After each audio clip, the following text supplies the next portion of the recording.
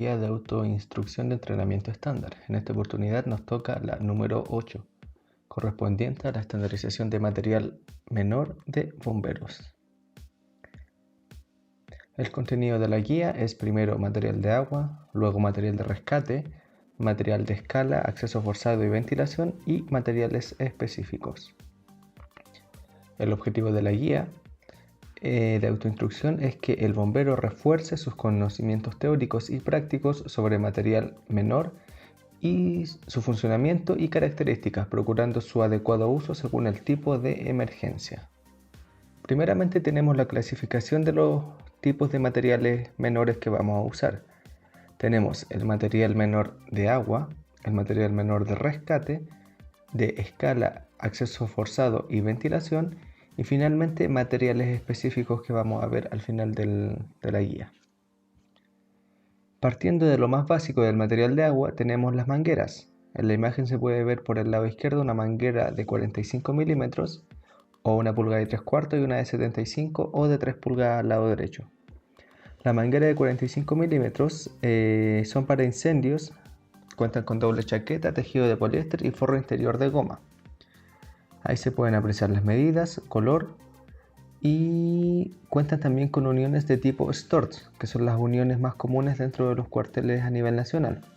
Trabajan en presiones de servicio de 400 psi y presiones de prueba de 800.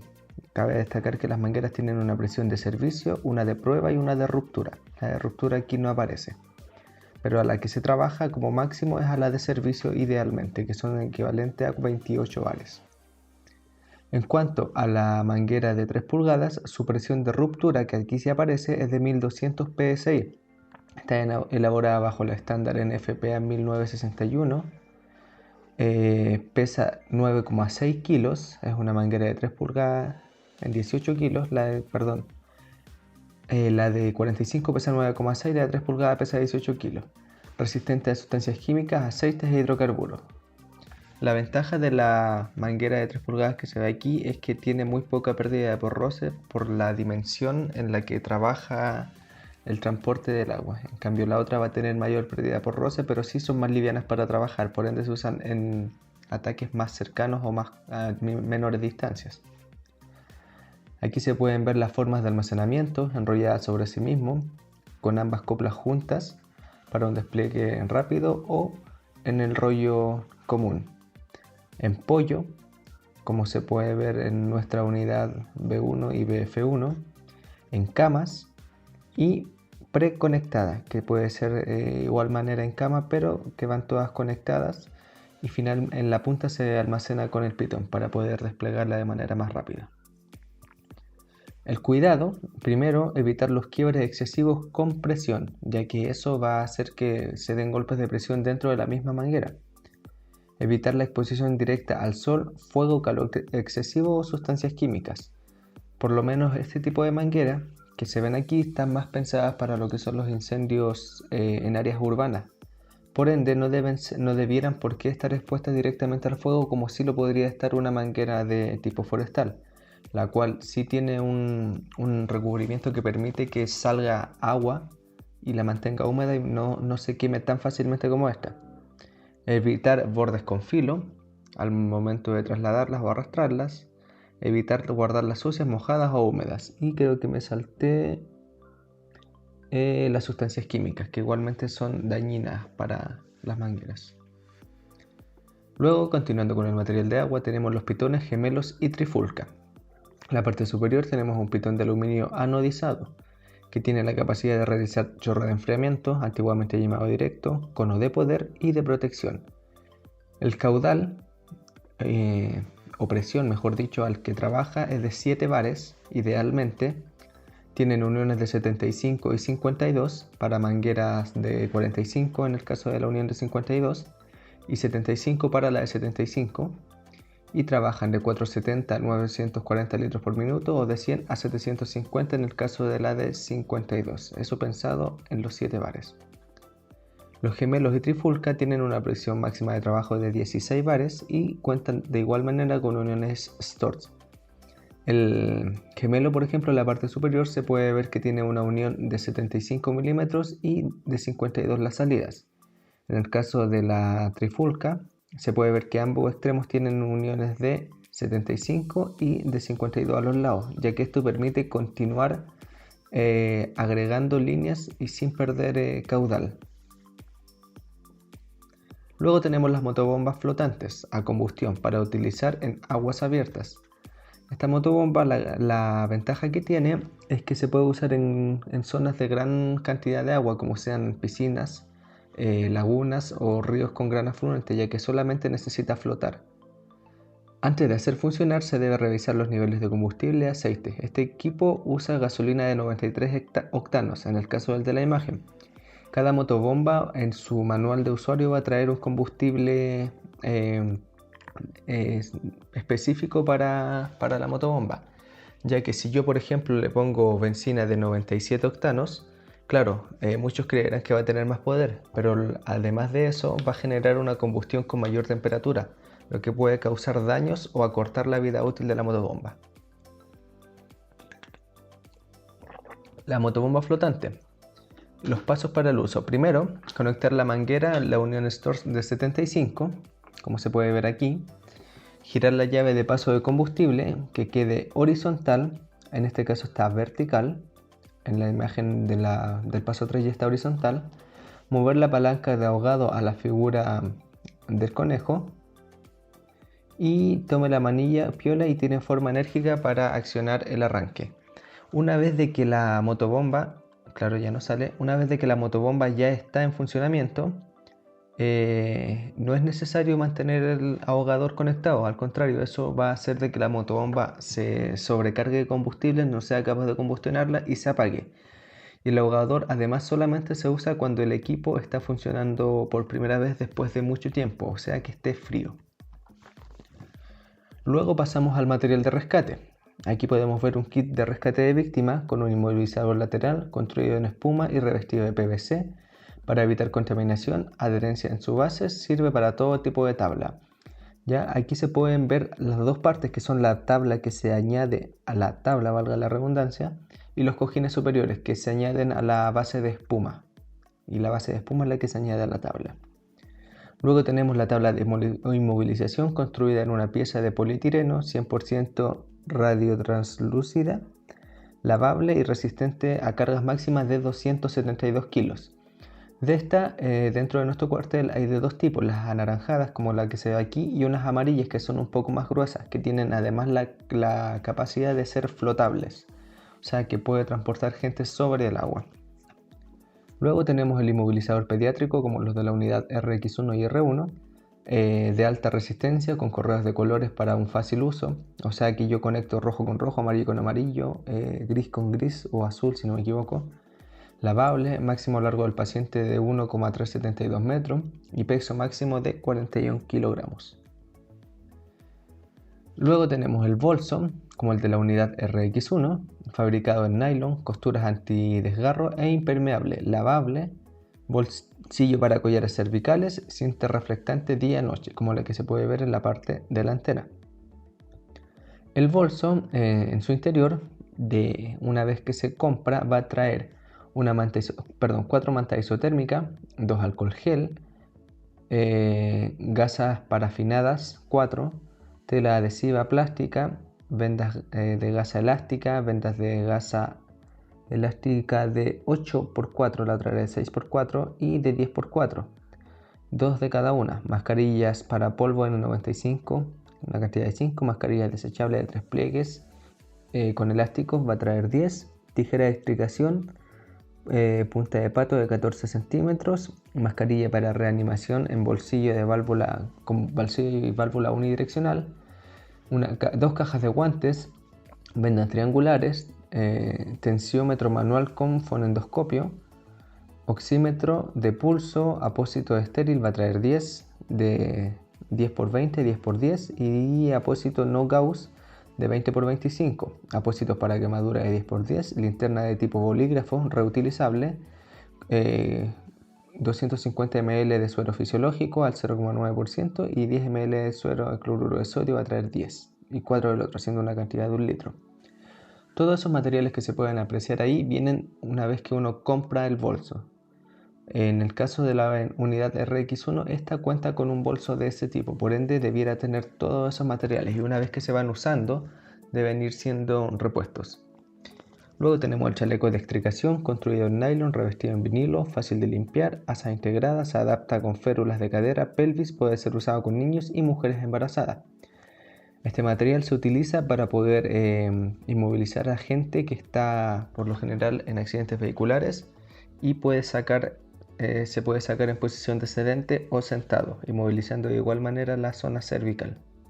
Al igual que la tabla pediátrica, se unen las correas a través de colores para evitar confusiones.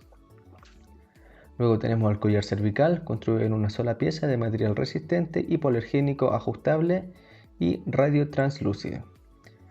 Tenemos la bolsa de reanimación manual, vulgarmente conocido como AMBU, con válvula y reservorio de oxígeno. En este caso la válvula se ve en la parte de acá y es para uso en adultos. Luego tenemos las cánulas orofaringeas construidas en PVC en distintas medidas, incluidas las pediátricas, que cada medida va a ir asignada a un color, desde el rosado, que es la 00, hasta la naranja, que es la 6. Continuando, tenemos también dentro del material rescate lo que son los DEA o desfibrilador externo automático. ¿Ya? Los pasos de uso van a depender de cada DEA. En el caso del que está acá, se abre la tapa, se colocan los parches en la posición que sale en el mismo esquema dentro del aparato y se siguen las instrucciones de voz que va a comenzar a dar. Esperar verificación de luz verde para luego dar el golpe eléctrico si es que el aparato estima conveniente. Muy similar a los marcas Philips que tenemos obviamente en nuestro cuartel. También como material menor de rescate tenemos los cojines de levante neumático, construidos con 3 capas de neopren, aramida, capacidad máxima de levante entre 4,9 y 23,2 toneladas, presión de trabajo de 10,3 bares o 150 psi. En el caso de los cojines, en la unidad R1 cuenta con 3 tipos de cojines, o sea, en 3 tamaños distintos y cada uno en su esquina trae estipulados los pesos máximos de trabajo y las presiones. Las mangueras de alta presión para el trabajo de 20,7 bares o 300 psi. El panel de control, 2 líneas de trabajo simultáneas, 2 manómetros, 2 válvulas de alivio de apertura de 10,7, acople rápido y sistema de seguridad para desconexión accidental, un regulador de presión y una válvula de alivio y retención que va a evitar de que los cojines exploten por sobrepresión, sino que va a liberar por ahí. Luego tenemos el kit de herramientas de rescate. En este caso vemos un kit marca Olmatro con una bomba a gasolina. En el caso nuestro es una bomba, todos funcionan en base a un motor hidráulico que puede ser movido por distintos otros motores. En este caso es movido por un motor a gasolina. En el caso de la unidad de RX1 igualmente es de gasolina y el de la R1 es movido por un motor eléctrico.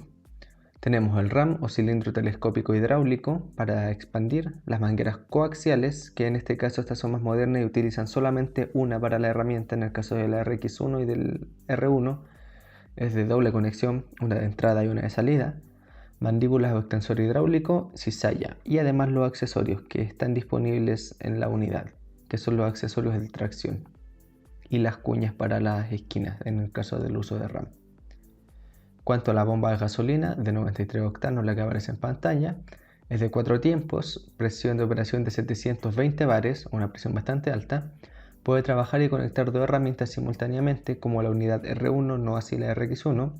Su peso es de 22,7 y trabaja un tiempo continuo de trabajo de 3,5 horas. Eso es hasta que quede sin combustible. Las mangueras de tipo coaxial para trabajo con hidráulico de alta presión, máxima presión de trabajo de 720, máxima presión de manguera de retorno 25 bares, largo de 15 metros. Aquí se puede ver que cuando se habla coaxial se refiere a que va una manguera al interior de la otra.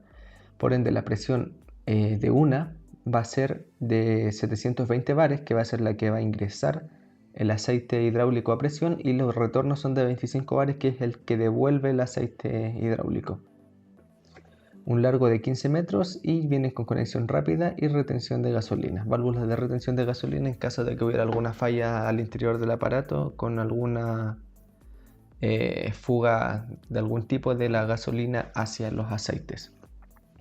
Luego tenemos el ramo cilindro telescópico de 2 émbolos, como el que se ve aquí. En nuestro caso tenemos uno de 3 émbolos, pero más corto, con un largo de 5,33 milímetros o 53 centímetros, del equipo cerrado, y extendido de 7,42 o 74 centímetros, de largo total del equipo de 1725 metros 2,75, con ambos émbolos. La fuerza máxima va a depender de cuántos émbolos se expandan, ya que como tienen distinto diámetro, va a variar. En el caso del primer émbolo es de 22,1 kN por tonelada y en el caso del segundo es de 8,3 kN por tonelada. Luego tenemos la mandíbula expansor o expansor hidráulico, conocido como la combi en el caso del R1, ya que la nuestra cuenta además con un filo aquí para poder realizar cortes. Esta es solamente mandíbula y expansor, con una extensión máxima de 725 milímetros, una fuerza de separación de 37,2 kN por tonelada, y se puede combinar con accesorios de tracción como las cadenas que vimos anteriormente, que se ponen una en cada punta de la mandíbula y se pueden usar para traccionar. Control mediante mando giratorio, iluminación integrada a través de 4 LEDs. Luego tenemos la cizalla hidráulica con cuchillas curvas tipo C, apertura máxima de 128 y control mediante mando giratorio, al igual que las ambas dos anteriores, con una fuerza de corte de 144 kN por tonelada y también con iluminación integrada. Aquí se pueden ver los accesorios de tracción, que son los que se utilizan para accionar las cadenas y poder traccionar o tirar cosas, vulgarmente dicho, con cadenas de un espesor de 10 milímetros y un largo de 3 metros, punta de tracción con un trabajo máximo de 6,4 toneladas. Estas cadenas se encuentran en el lateral derecho de la unidad RX1. Accesorios portacilindros, como se pueden ver aquí, que se utilizan para poder expandir y evitar de que el RAM se deslice al momento de estar realizando trabajos de expansión.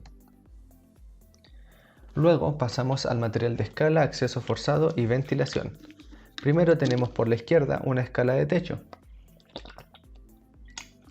fabricada en aluminio, ganchos en las puntas y púas en la base, para evitar su deslizamiento.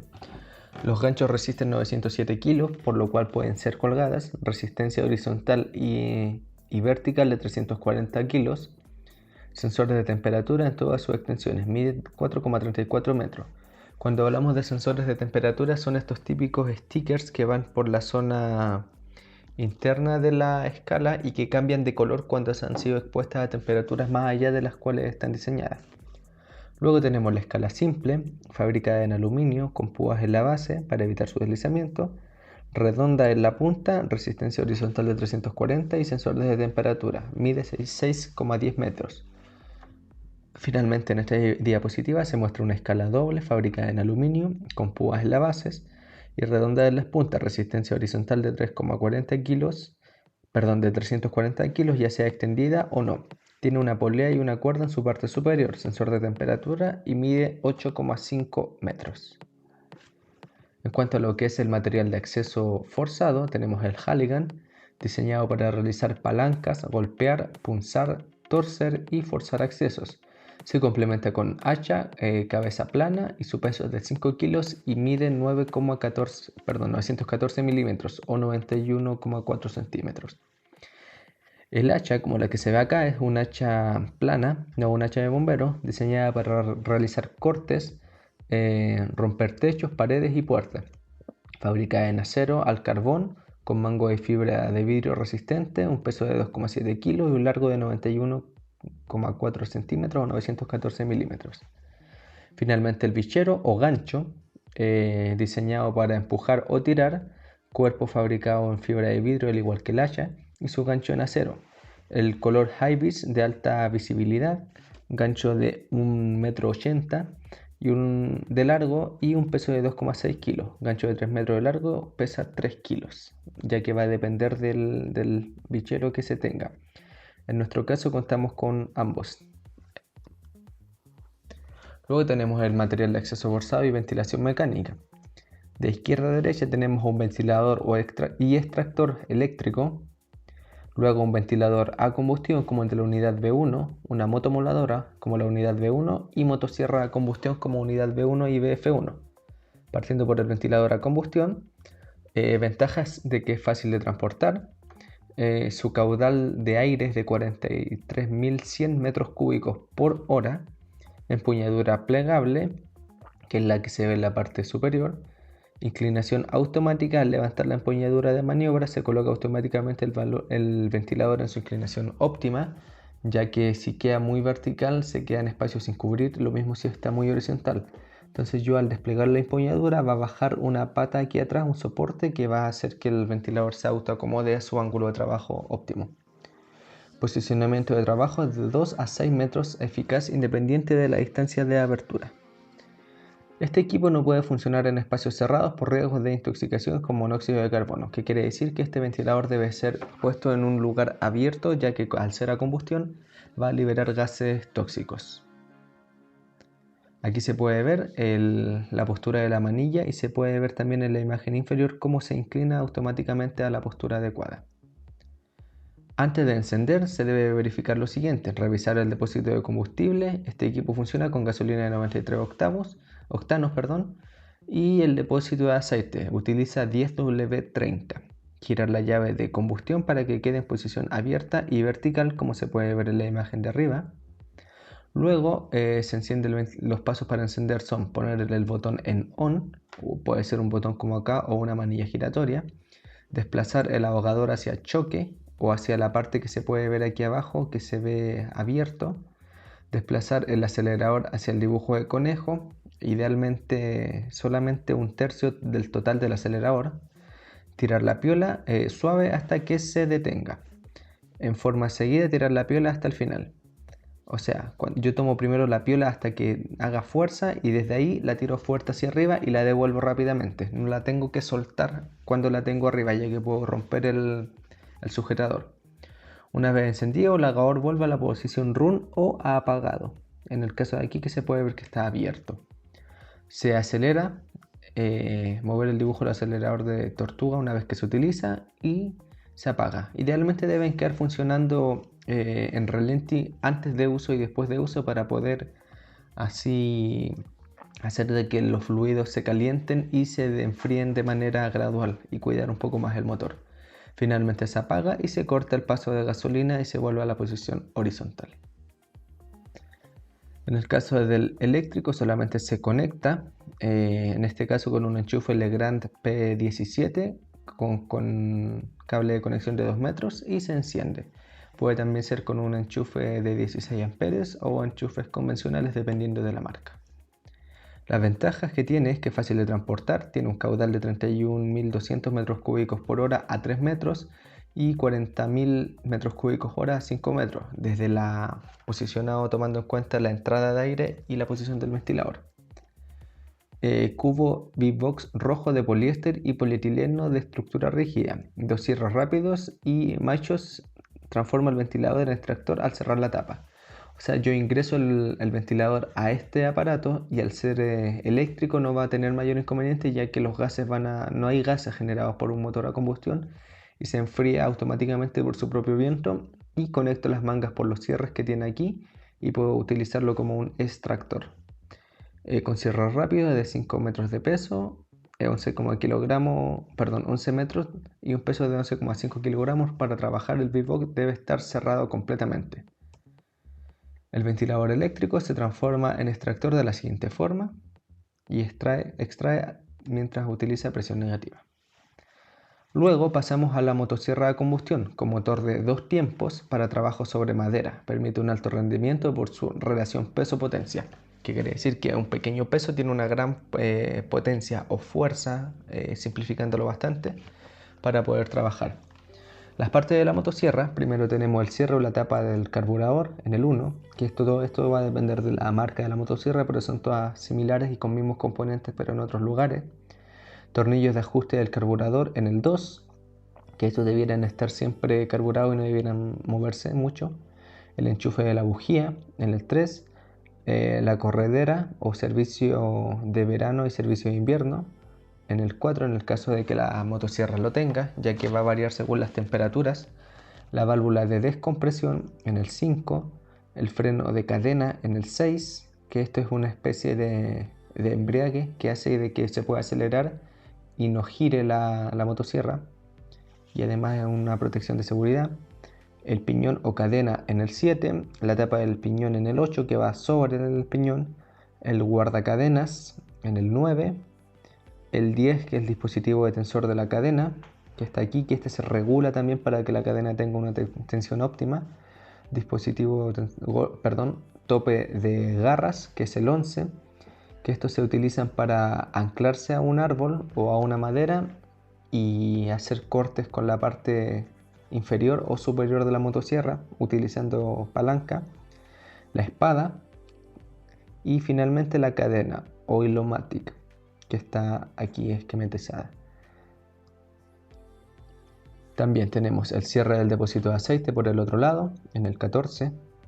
Tenemos el silenciador, el protector salvamanos delantero 16, que es el que va a activar el freno, la empuñadura delantera, la empuñadura de agarre.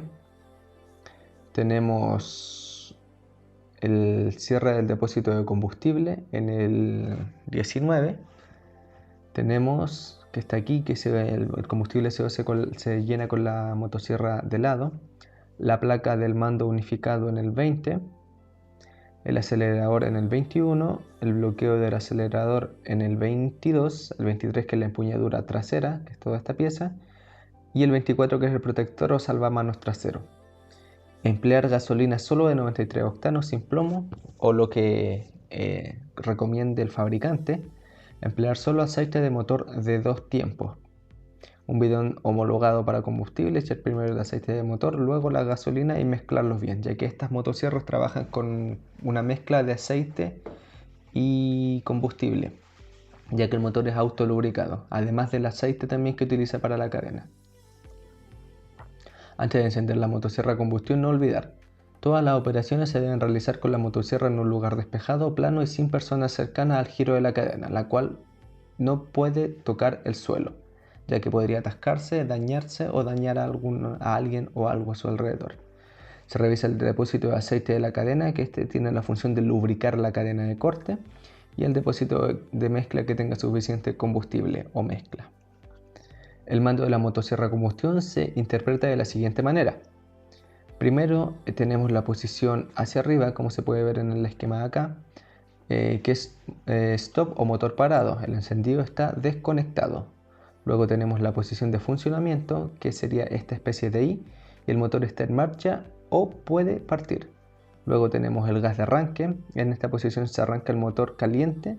La palanca de mando unificado pasa a posición de funcionamiento al accionar el acelerador. O sea que la palanca va a tomar otra posición cuando yo tenga esto accionado. Se va a sentir en el acelerador de la motosierra. Y finalmente la mariposa de arranque cerrada. En esta posición se arranca el motor en frío, o quiere decir ahogado, ya que esto va a acumular mayor cantidad de combustible en la zona de combustión de la motosierra, para así tener mayor posibilidad de encendido. Una vez de que ya encendió, se vuelve a la posición de funcionamiento. Antes de hacer partir la motosierra a combustión en frío, no olvidar lo siguiente: agitar suavemente para unificar la mezcla, el aceite y gasolina, ya que se van a tender a separar. Pasar el pie por sobre la empuñadura trasera, como se ve acá. Ahí tienen siempre, la mayoría de las veces, un plástico que sobresale para poder apoyar el pie. Y la mano en la empuñadura delantera. El freno de la cadena debe estar activado. Los pasos para realizar la partida en frío primero son: pulsar la válvula de descompresión, que está en la parte superior, apretar el acelerador junto al bloqueo del acelerador, ya que está en la parte de acá, mover la palanca de mando unificado a la posición de arranque frío, que es el último de abajo, y tirar suavemente la empuñadura de arranque hasta que presente resistencia, y luego tirar con rapidez y fuerza, igualmente que con el ventilador y las motobombas, no soltarla en el aire, sino que devolver rápidamente la mano y tampoco mantenerla tirada. Una vez realiza la partida, seguir las indicaciones. Apretar el bloqueo del acelerador y el botón del mando unificado saltará a la posición de ralentí o funcionamiento, ya que esto lo que hace es mantenerla un poco más acelerada de lo común. Yo al apretarlo la voy a hacer soltar. Desactivar el freno de cadena tirando la palanca hacia la empuñadura delantera, asidero tubular, y proceder a tomar la motosierra. Una vez que está desactivado el freno, la motosierra de igual manera no va a correr, ya que funciona con un embrague de tipo centrífugo. Quiere decir que debe ser acelerada para que el embrague se abra, tome contacto con la parte externa y gire la cadena. Una vez que la motosierra está caliente, para encender se pasa a pulsar la válvula de descompresión y apretar el acelerador junto del bloqueo del acelerador. Se utiliza la tercera posición y tirar suavemente la empuñadura. Una vez que funcione, apretar el bloqueo del acelerador con el mando unificado para que salte nuevamente y vuelva a ralentí, desactivar el freno y pasar a la posición de funcionamiento. Considerar siempre que la forma más segura de hacer partir la motosierra es en el piso, cuidando de que la espada no esté tocando el suelo o alguna otra cosa. El freno de cadena solo debe estar dispuesto en la partida, traslado o relenti. Nunca acelerar la motobomba cuando esté frenada. Una vez encendida, tomar con ambas manos la motosierra. Acelerar la motosierra para verificar si el aceite está lubricando la cadena. Ya se va a ver de que va a caer aceite por la parte superior. Tomar una postura adecuada para realizar los cortes, una postura firme, ya que si se llega a atorar no nos bote y puede causar un accidente. Apagar la motosierra llevando al mando unificado a la marca 0 en la parte superior. Transportar apagada con la espada hacia atrás y evitando el contacto con el silenciador, ya que se va a calentar, y además con el cubre espada puesto. Luego pasamos a la motomoladora a combustión, como la que tiene la unidad B1. Esta de igual manera es de 2 tiempos y son para trabajos de múltiples superficies gracias a los discos de corte intercambiables. Va a depender del tipo de disco que tenga, el tipo de corte que yo voy a poder hacer. Las partes son un mango delantero, al igual que la motosierra, rótulo de advertencia, que está en la parte superior, cubierta del filtro de aire, cubierta del cilindro, ahogador en el número 5, fiador del acelerador, purgador de aire, ya, para eliminar el exceso de presión de aire, botón de parada, empuñadura de arranque, válvula de descompresión, mecanismo de arranque, silenciador, mango de ajuste para protección. La protección debe estar siempre montada en la máquina. En el caso de la parte 15, que es esto, ya muchas veces se quita para agregar discos de mayor tamaño, lo cual es una mala maniobra, ya que los discos de mayor tamaño deben girar a velocidades menores. Palanca de características, arnés, tapa del depósito, protección de la correa en el 19, que es la correa que va a salir desde el motor para hacer girar el disco, brazo de corte, tensor de correa, equipos de corte, disco de corte, llave combinada y el buje más la etiqueta en el 25. Antes de encender la motomoladora a combustión se debe revisar el depósito, que el depósito tenga mezcla suficiente. Aquí se pueden ver los porcentajes de mezcla en cuanto a los aceites, al 2% y al 3%. Por ejemplo, para 5 litros se utilizan 100 ml o 15 ml al 3% y así sucesivamente hacia abajo. Todo esto va a depender de lo que estipule el fabricante.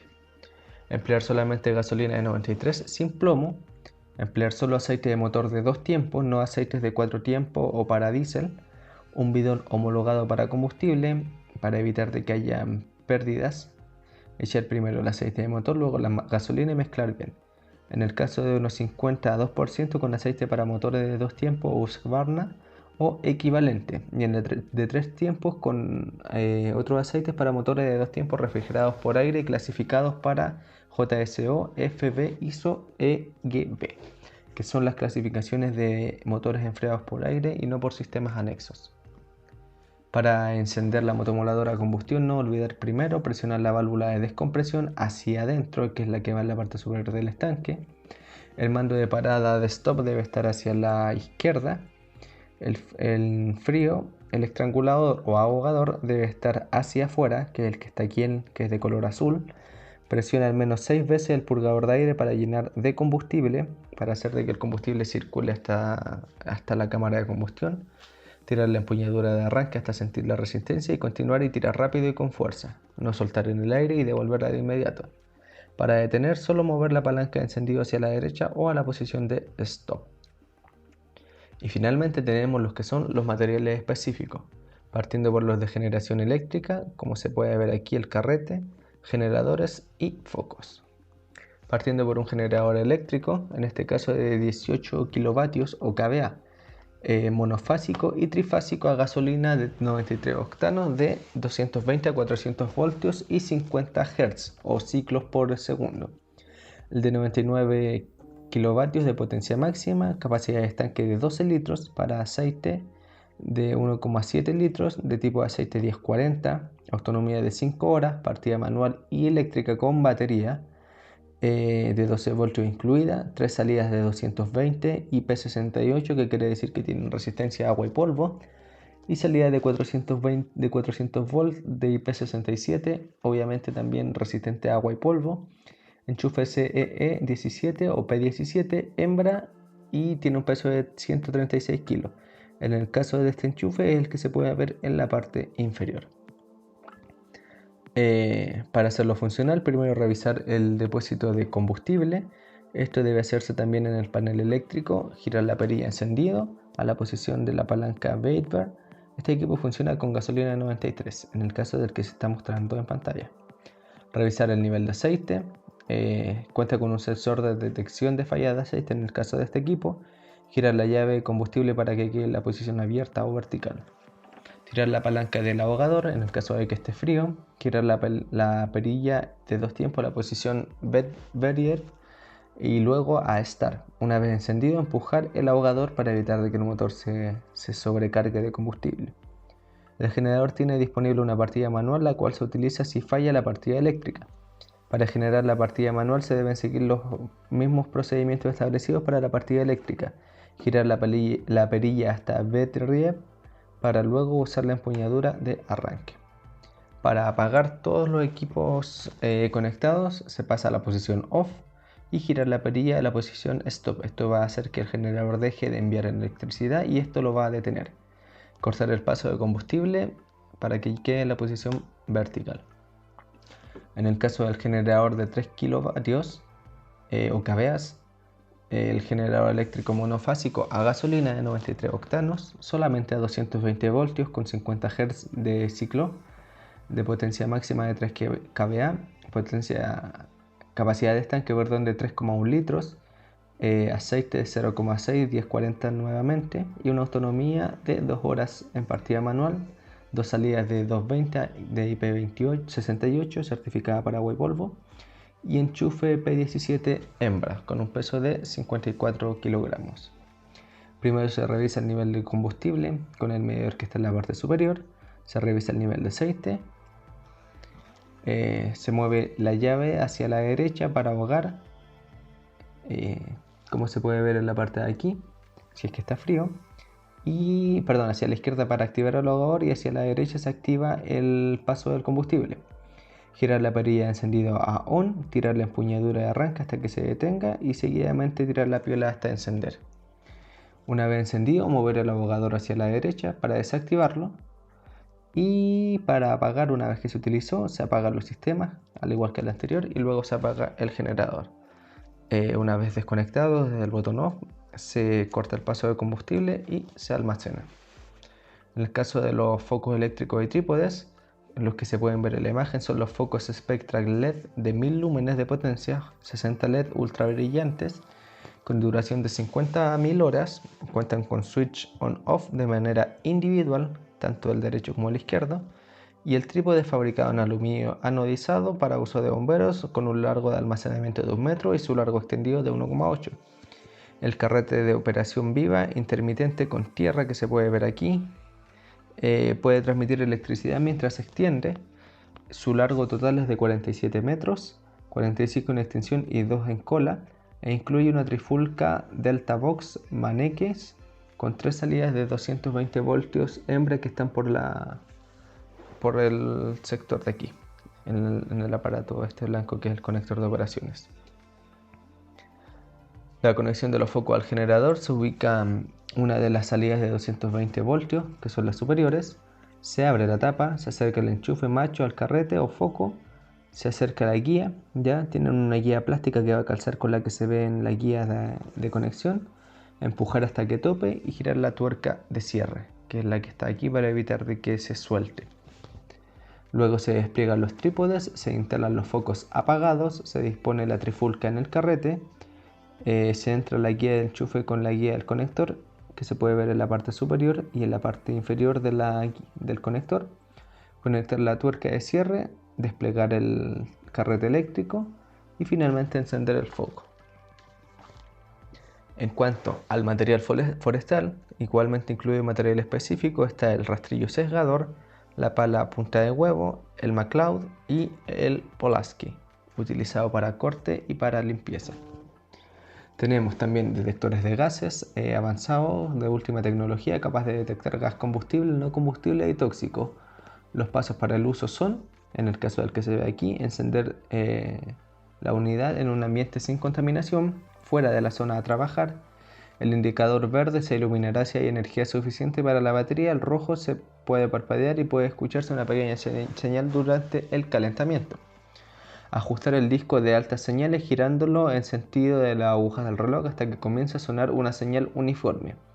Un ritmo de señal uniforme indica que el instrumento se ha calentado totalmente, aproximadamente en un minuto. El indicador LED rojo parpadeará al mismo tiempo de que suene la señal, que es el que se ve en el lugar derecho.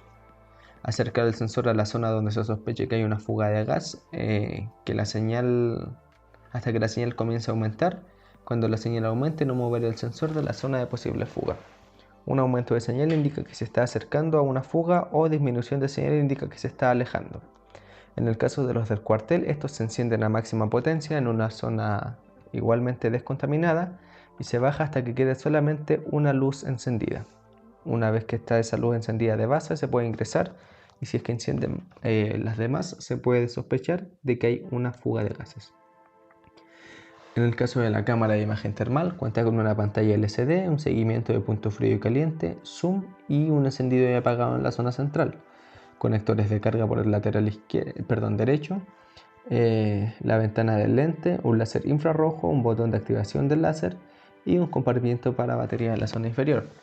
La cámara de imagen termal está compuesta de una cubierta de termoplástico con resistencia a altas temperaturas, desde los menos 40 hasta los 1093 grados Celsius, pruebas de impacto de 2 metros aproximadamente en cualquier orientación y agentes químicos. Incluye piezas de goma silicona resistente al agua, se puede sumergir a 1 metro durante 30 minutos, siendo IP67 si no me equivoco. Permite una fácil y cómoda operación con la mano enguantada, batería de litio con un tiempo de operación continua de 4 horas y recarga en 1 hora. Aquí se puede ver la cámara en su funcionamiento. Para encender, primero se aprieta el botón verde, se enfoca el objetivo y se aprieta el botón verde durante 3 segundos para apagar. Aquí se pueden ver los grados. En este caso esta tasa estaría inferior a los 150 grados. Luego tenemos el detector de corriente alterna, que detecta la presencia de corriente alterna o CA sin estar en contacto con la fuente de alimentación. Pesa 570 gramos, poco más de medio kilo. Utiliza 4 pilas alcalinas AA, garantía de 1 año de servicio si está encendido permanentemente o equivalente a 300 horas. El mando de detección cuenta con 3 posiciones de alta, baja y focalizado. En el caso de alta sensibilidad, para inspeccionar a distancia o electricidad en el ambiente, cables cercanos. En el caso de baja, para encontrar la fuente de corriente, y el focalizado para detectar la corriente frente a un aparato y reducir la influencia de otros cables circundantes. Por ejemplo, el modo focalizado, cuando hay más de un cable cercano, se puede intuir cuál es el cable que está ahí. Aquí se puede ver una tabla de tensiones de baja tensión, media tensión y alta tensión, las frecuencias de trabajo, la configuración de un conductor de suelos húmedos, línea de distribución y línea de transmisión, y la cantidad de detección. En el caso de bajo voltaje, es capaz de detectar los 220 a poco menos de 1 metro, la media tensión a 65 metros y 150 metros la alta. En el caso de baja sensibilidad y focalizado se puede apreciar igualmente en la tabla. Aquí se puede ver el bastón detector. Para encender se gira hacia la derecha para que quede en alta sensibilidad y se va disminuyendo conforme se va utilizando. Para girar a la derecha hasta quedar en off finalmente. Ahí se puede ver cómo se cambian las baterías. y se comprueba una vez de que se utilizó. Y así finaliza la guía de instrucción número 8, si no me equivoco. Sí, 8 de material menor.